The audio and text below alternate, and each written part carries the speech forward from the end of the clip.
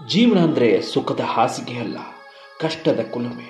ಆ ಕುಲುಮೆಯಲ್ಲಿ ಕಾದು ಒಂಟೆಯಾಗಿ ಹೋರಾಡಿ ಗಂಡನ ಗುಂಡಿಗೆಯೂ ಬಗ್ಗದ ಒಬ್ಬ ಹೆಣ್ಣು ಉಮಾಶ್ರೀ. ಇಡ್ಲಿ ಮಾರಿ ಮಕ್ಕಳ ಬಾಯಿ ತುಂಬಿಸಿ ರಂಗದ ಮೇಲೆ ಜೀವ ತುಂಬಿದ ಚಿತ್ರರಂಗದ ತಾರೆಯಾದ ಆಕೆ ಕತೆ ಒಂದು ದೀಪದ ಹಾಡು. ಆ ಹಾಡನ್ನ ಈಗ ನಿಮಗೆ ಹೇಳ್ತೀನಿ ಕೇಳಿ ಸ್ನೇಹಿತರೆ. ಉಮಾಶ್ರೀ ಅವರು ಜನಿಸಿದ್ದು 1957ರ ಮೇ 10ರಂದು ತುಮಕೂರು ಜಿಲ್ಲೆಯ ನೊಣವಿನಕೆರೆ ಗ್ರಾಮದಲ್ಲಿ. ಆದರೆ ಆಕೆ ಬಾಲ್ಯ ತುಂಬಾನೇ ಸುಖಕರವಾಗಿರಲಿಲ್ಲ.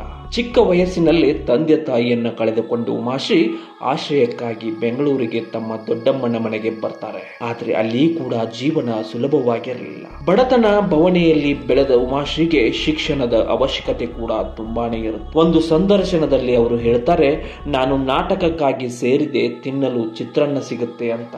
ಇದು ಆಕೆ ಬಡತನದ ಆಳವನ್ನು ತೋರಿಸುತ್ತೆ.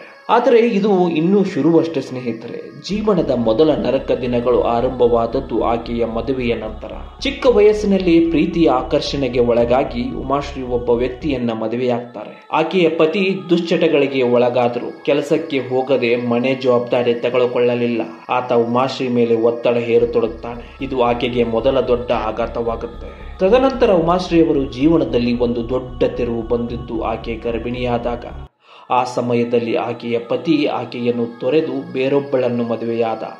ಇದು ಉಮಾಶ್ರೀಗೆ ಒಂಟಿ ತಾಯಿಯಾಗಿ ಜೀವನ ನಡೆಸುವ ದೊಡ್ಡ ಸವಾಲನ್ನು ತಂದೊಡ್ಡುತ್ತೆ.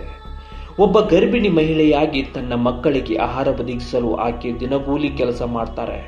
ಒಂದು ಸಂದರ್ಶನದಲ್ಲಿ ಹೇಳ್ತಾರೆ, ನಾನು ತುಂಬ ಗರ್ಭಿಣಿಯಾಗಿದ್ದಾಗಲೂ ಕೆಲಸ ಮಾಡಿ ಗಂಡನಿಗೂ ಆತನ ಹೊಸ ಪತ್ನಿಗೂ ಊಟ ಹಾಕಿದ್ದೇನೆ. ಇದನ್ನು ಕೇಳಿದಾಗ ಆಕೆ ಎಷ್ಟು ಕಷ್ಟಪಟ್ಟಿರಬೇಕು ಅಂತ ಅನಿಸುತ್ತೆ. ಈ ಸಮಯ ಆಕೆ ನಿಜವಾದ ನರಕದಂತಿತ್ತು. ಒಂದು ಕಡೆ ಗಂಡನ ವಿಶ್ವಾಸಘಾತ, ಮತ್ತೊಂದು ಕಡೆ ಆರ್ಥಿಕ ಸಂಕಷ್ಟ. ಆದರೆ ಉಮಾಶ್ರೀ ಧೈರ್ಯ ಕಳೆದುಕೊಳ್ಳಲಿಲ್ಲ. ತನ್ನ ಇಬ್ಬರು ಮಕ್ಕಳನ್ನು ಗಾಯತ್ರಿ ಮತ್ತು ವಿಜಯ್ ಕುಮಾರ್ರನ್ನು ಒಂಟಿಯಾಗಿ ಬೆಳೆಸಲು ಆಕೆ ತೀರ್ಮಾನಿಸ್ತಾರೆ. ಆದರೆ ಇದು ಸುಲಭವಾಗಿರಲಿಲ್ಲ. ಆಕೆ ಇಡ್ಲಿ ಮಾರಾಟದಿಂದ ಹಿಡಿದು ಚಿಕ್ಕ ಚಿಕ್ಕ ಕೆಲಸಗಳನ್ನ ಮಾಡಿ ಜೀವನ ಸಾಗಿಸ್ತಾರೆ. ಈ ದಿನಗಳು ಆಕೆಗೆ ದೈಹಿಕವಾಗಿ ಮಾತ್ರವಲ್ಲ, ಮಾನಸಿಕವಾಗಿಯೂ ತೀವ್ರ ಪರೀಕ್ಷೆಯಾಗಿತ್ತು.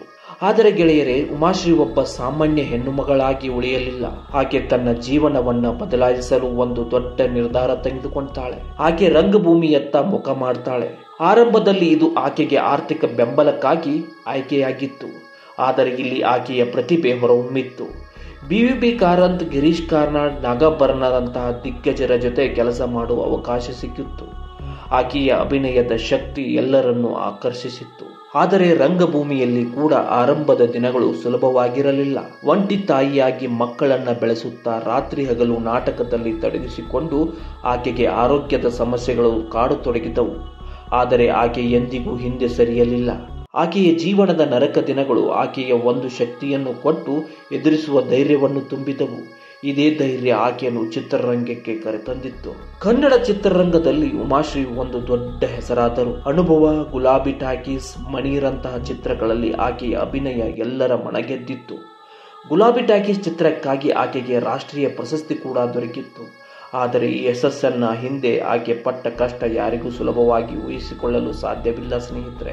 ಒಂಟಿ ತಾಯಿಯಾಗಿ ತನ್ನ ಮಕ್ಕಳನ್ನ ಓದಿಸಿ ಒಬ್ಬಳನ್ನ ಡಾಕ್ಟರ್ ಮತ್ತು ಇನ್ನೊಬ್ಬಳನ್ನ ವಕೀಲನಾಗಿ ಮಾಡಿದ ಆಕೆ ತನ್ನ ಜೀವನದ ನರಕ ದಿನಗಳನ್ನ ಒಂದು ಶಕ್ತಿಯಾಗಿ ಬದಲಾಯಿಸಿದ್ದರು. ಉಮಾಶ್ರೀ ರಾಜಕೀಯದಲ್ಲೂ ಯಶಸ್ಸು ಕಂಡವರು. 2013ರಲ್ಲಿ ಕೇರಳದಿಂದ ಶಾಸಕರಾಗಿ ಆಯ್ಕೆಯಾಗಿದ್ದರು. ಮಹಿಳಾ ಮತ್ತು ಮಕ್ಕಳ ಕಲ್ಯಾಣ ಸಚಿವರಾಗಿ ಕೂಡ ಕಾರ್ಯನಿರ್ವಹಿಸಿದ್ದಾರೆ. ಇಡ್ಲಿ ಮಾರುತ್ತಿದ್ದ ಒಬ್ಬ ಸಾಮಾನ್ಯ ಹೆಣ್ಣು ಮಗಳು ಸಚಿವ ಸ್ಥಾನ ಏರಿದ್ದು ಒಂದು ಅದ್ಭುತ ಪಯಣ ಅಲ್ವಾ ಸ್ನೇಹಿತರೆ?